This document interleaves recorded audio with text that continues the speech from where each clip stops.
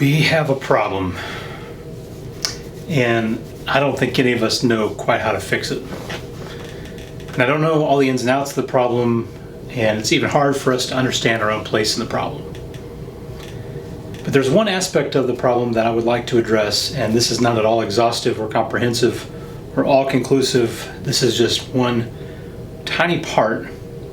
But I think that this part of the problem of what is going on in America today is very important. We talk about having a race problem or a racial problem or problem of racism, but my hunch is that that's really a symptom of a deeper underlying problem. Whereas some people say they're going to have a hard time saying, well, I'm a racist. There is something that underlies racism that all of us are guilty of, and it's objectification. When we turn people into objects, we see people as to be used for our own good pleasure, then we have committed the sin. Racism is a part of that. When we view people as less than, we're really viewing people in an objectified sense. We're seeing people as objects rather than people.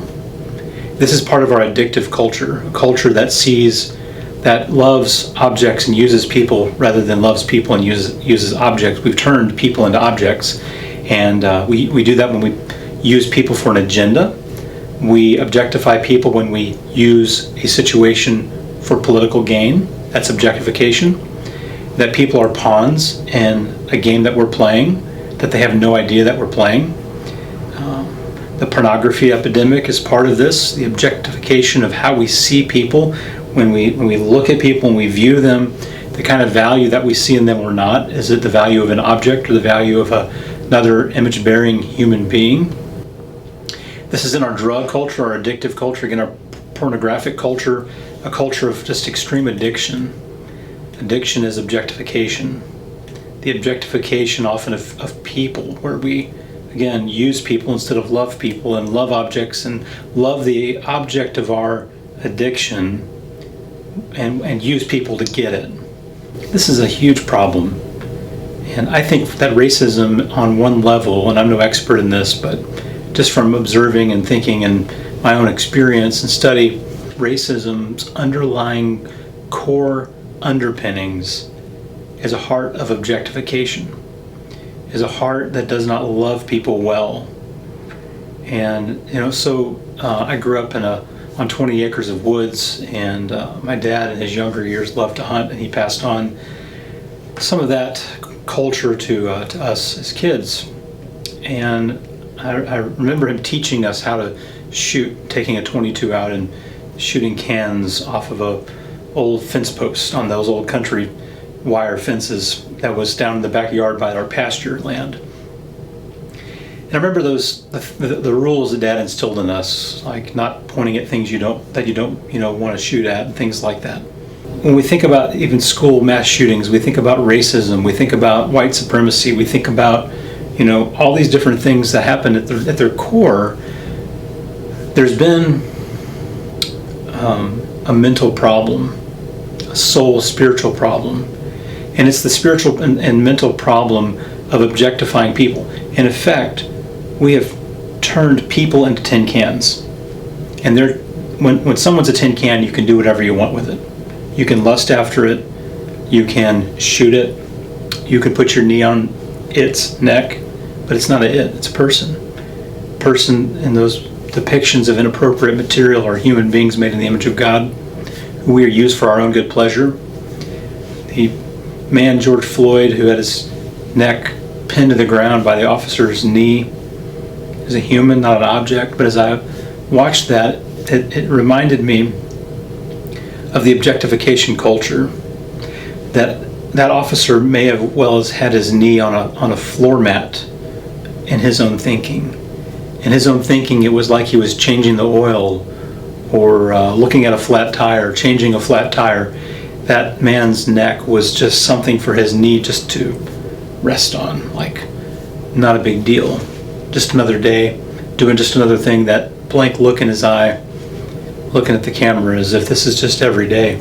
It's a look of evil. When I talk about whether or not you're complicit, you may say, well, I'm not overtly racist and I have black friends or whatever, but If we engage and participate in the objectification culture, we are buying into the very underpinnings of mass shootings, of racial profiling, of, racial injustice, systemic injustice, and those sorts of things. It's that I believe, and you tell me what you think in the comments, because I want to listen more than I want to speak.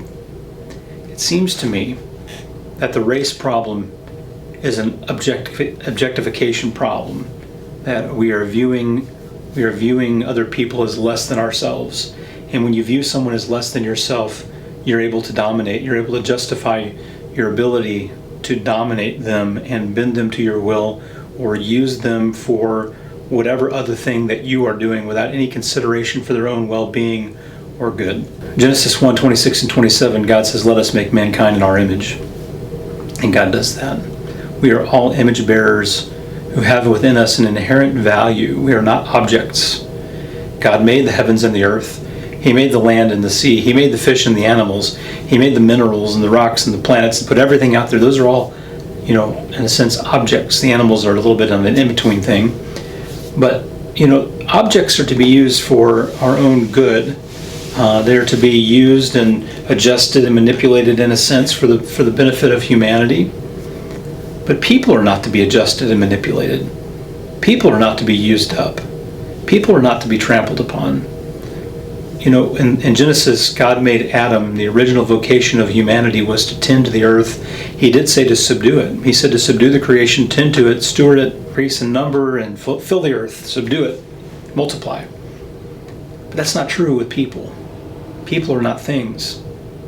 People are created, but they're not the created matter of the universe, like rocks and sticks and trees and things like that. So we have to deal with our objectification problem. And if you are struggling with any sin that requires the objectification of people, which I would argue most sin has a root in objectification of other people. Why do you lie to someone? Why do you steal from someone? How do you rationalize that? How do you lust after someone? Why do you get angry with someone? Well, the easiest way to rationalize that is to create a caricature of that person that is less than. And once you're able to make a caricature of a person that is less than, if it's a black person and you think in their mind that somehow they are less than you, and you may not ever think that, but if you view them as in a different light that you view other people, you get more suspicious, you get more on edge, you lock your door as they walk by, that you would have never done with someone from another race. That's objectification, and we need to check our hearts, and perfect love drives out fear. We have to re-envision the image of God within the people who we are different than. And that goes for all of us. And I'm not trying to just, speak too much here. But I just wanted to share that thought. It's been on my mind. It was on my mind when the Sandy Hook shooting happened, the Orlando shooting happened. When someone in their mind's eye can turn another human being into a tin can, then the ability to pull the trigger, to put the knee down on that person is so much easier. That's a heart issue. It's a love problem. It's an image of God problem. It's an objectification problem. So let's love people well, and let's use things. Let's not buy into the addictive culture of using people and loving objects rather than loving people and using objects.